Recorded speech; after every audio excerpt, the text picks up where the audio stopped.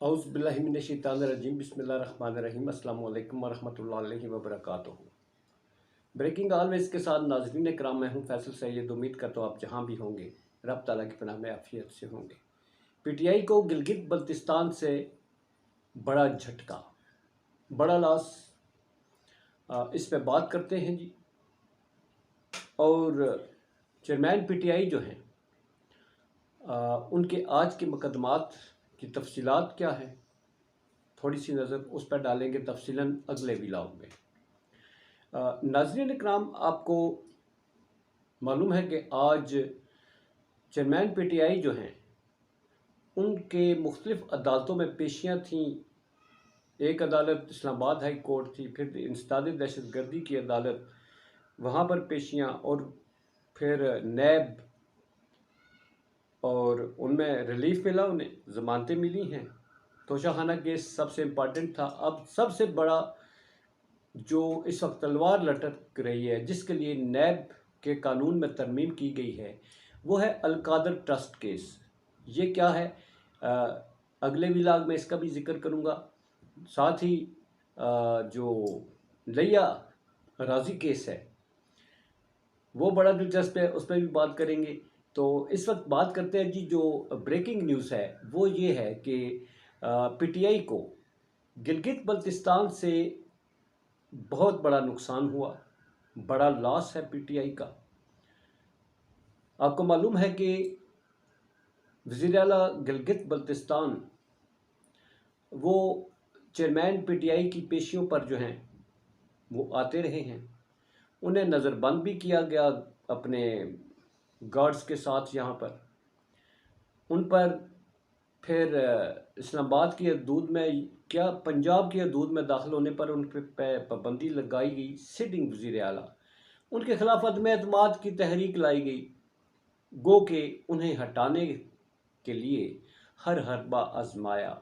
और वो हैं वज़ीर आला गिलगित बल्तिस्तान जनाब खालिद खुर्शीद साहब, जिनके पीटीआई के साथ जितने वो डिवोटेड हैं, किसी से ढकी छुपी बात नहीं। इसलिए सिटिंग प्राइम मिनिस्टर को भी वफाकी हुकूमत ने ना छोड़ा और उन पर भी अपनी जो इनकी ताले आजमाई है वो करते हुए दिखाई दिए।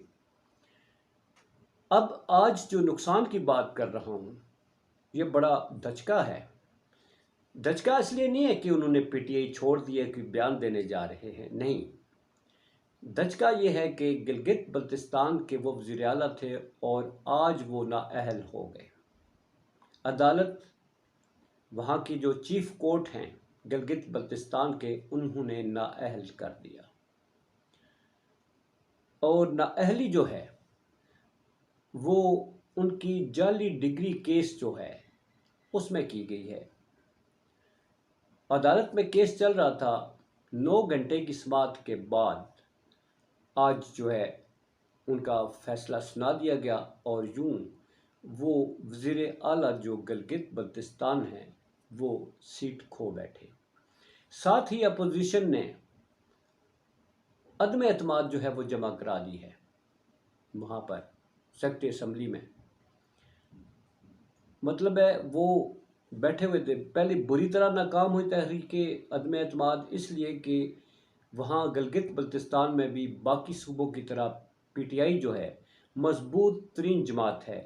और इस वक्त अगर 9 लोग हैं जिन्होंने ये तहरीक अदम एतमाद जमा करवाई है, अब देखते हैं कि दोबारा से वो कामयाब होते हैं, अपने ख्वाब जो हैं उनके वो पूरे होते हैं या नहीं।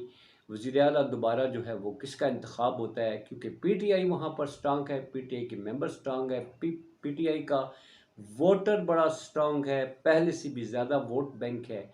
मगर ये तो वोट तो इसमें अब इसका प्रोसीजर गिलगित बल्तिस्तान में क्या अडॉप्ट करते हैं, ये तो अदम एतमाद ले आए हैं। वो अदम एतमाद के नतीजे में ज़ाहिर है वो अब दोबारा वज़ीर आला जो आएंगे वो किसके आएंगे, ये बड़ा दिलचस्प है।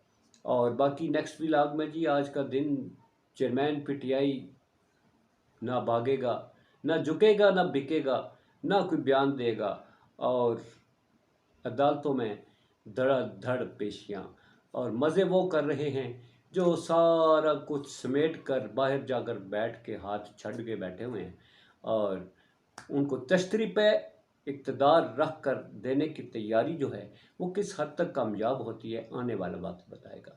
پاکستان زندہ باد، پاک افواج پائندہ باد۔